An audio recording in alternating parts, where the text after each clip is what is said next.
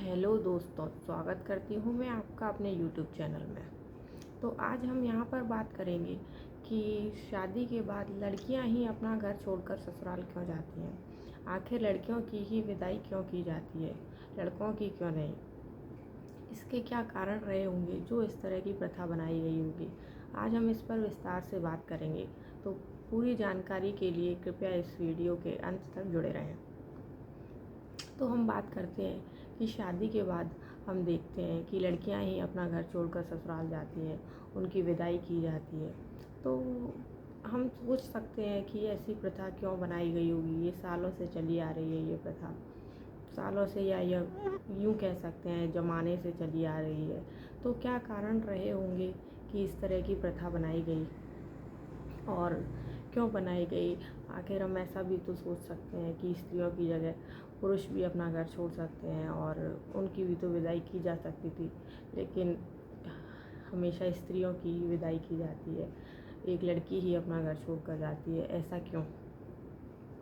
तो हम बात करते हैं कि हम जानते हैं कि हमारा समाज हमेशा से ही पुरुष प्रधान समाज रहा है। यहाँ पर जैसे अगर हम पुराने समय की बात करें तो राजाओं का शासन हुआ करता था और एक राजा के बाद उसका पुत्र शासन को संभालता था, उसके बाद उसका पुत्र और उसके बाद उसका पुत्र, और ये शासन व्यवस्था ऐसे चलती रहती थी। यहाँ पर स्त्रियों को शासन करने का अधिकार बहुत ही कम दिया गया। एकाध ऐसे अपवाद देखने को मिलते हैं जहाँ पर स्त्रियों ने भी शासन किया, लेकिन ज़्यादातर हम देखेंगे तो पाएंगे कि पुरुष प्रधान समाज था और पुरुष प्रधान समाज ने ही शासन किया है और स्त्रियों को केवल घरेलू कामों तक ही सीमित रखा गया। तो हम विचार करेंगे कि ऐसी प्रथा क्यों बनाई कि लड़कियां ही अपना घर छोड़कर जाती हैं। तो आज हम देखेंगे कि जैसे कोई राजा है और वो विवाह करता है, तो अगर हम ये देखें कि ये सोचें कि राजा अपना राज्य छोड़कर चला जाए और वो उस स्त्री के साथ रहने लगे जिसके साथ उसका विवाह हुआ है, तो यह उस समय संभव नहीं था कि कोई भी राजा अपना राज्य कैसे छोड़ सकता है। वहाँ की शासन व्यवस्था, उसकी प्रजा है और वो कैसे उसे छोड़ देगा।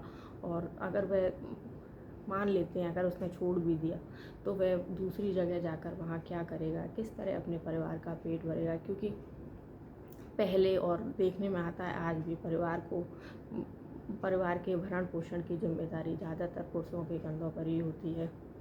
हालांकि अब वक्त धीरे धीरे बदल रहा है, फिर भी हमारा समाज एक पुरुष प्रधान समाज ही कहलाता है।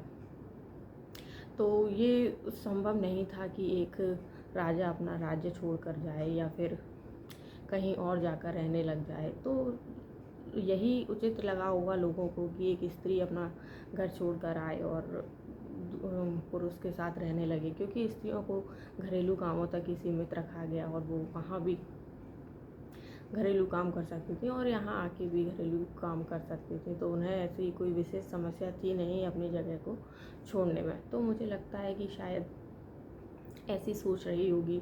यहीं पर अगर हम इस बात को किसी राजा के संदर्भ में ना देखकर किसी साधारण मनुष्य के संदर्भ में देखें, तब भी यह बात हमें प्रासंगिक लगती है कि जैसे कोई व्यक्ति है तो पहले तो खेती से जुड़े काम ही ज़्यादा होते थे।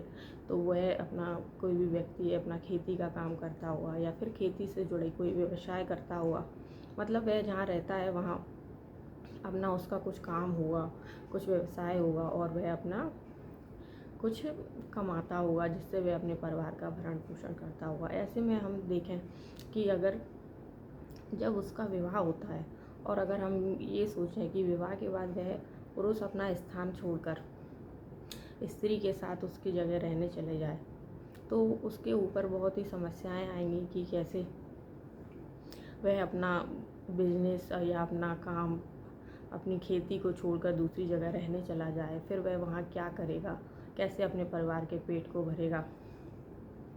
तो इसीलिए एक स्त्री, उस समय लोगों ने ये प्रथा बनाई होगी कि स्त्री ही अपने घर को छोड़कर आएगी और वह वहाँ रहने लगेगी, क्योंकि स्त्री तो मतलब घरेलू कामों तक ही सीमित रखा गया था स्त्री को। तो ये स्त्रियों के संदर्भ में ज़्यादा प्रासंगिक था कि एक स्त्री अपना घर छोड़कर आए और वहाँ रहने लगे, क्योंकि पुरुष के ऊपर परिवार को चलाने की जिम्मेदारी थी उसके ऊपर अपने परिवार का भरण पोषण चलाने की जिम्मेदारी थी। तो इसीलिए शायद ये प्रथा बनाई गई होगी कि लड़कियों की ही विदाई की जाती है और पुरुष जहाँ रहते हैं वहीं पर रहते हैं।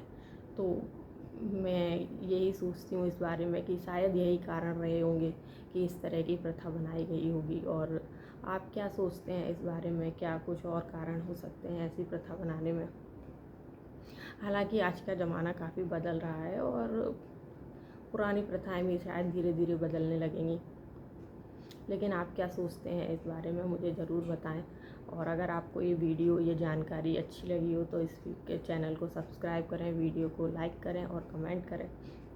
और आप अगला वीडियो किस टॉपिक पर चाहते हैं इसके लिए मुझे कमेंट में लिख कर बताएं। Thank you.